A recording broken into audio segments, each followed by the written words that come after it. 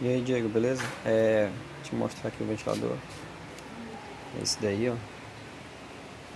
Dá uma aproximada aqui pra tu ver como é que ele tá. Tá meio arranhadinho, mas porque o material dele já tá assim mesmo.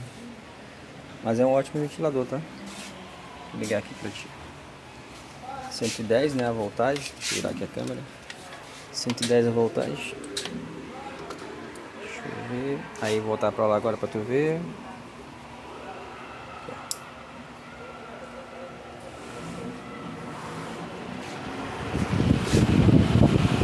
Creme líquido, mas ele funciona bacana.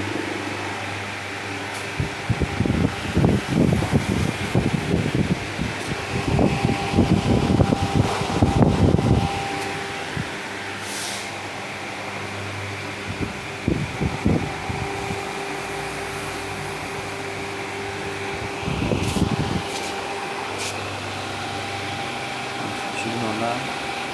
Aqui é só jeito, viu, Diego? Só não precisa puxar, não, senão ele sai. Então, só manter no alto, não precisa nem fazer força. Pode ver que eu puxei com os dedos.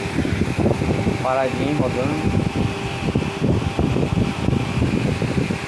Marca domina, muito bom esse ventilador.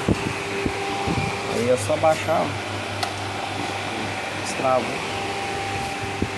Vai rodar de novo.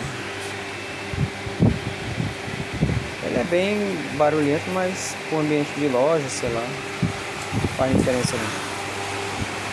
Ele é barulhento porque ele é grandão, ele tem muita força, não tem como ele ser mais silencioso que isso. Ele pode ser adaptado na parede também se quiser. Mas é isso.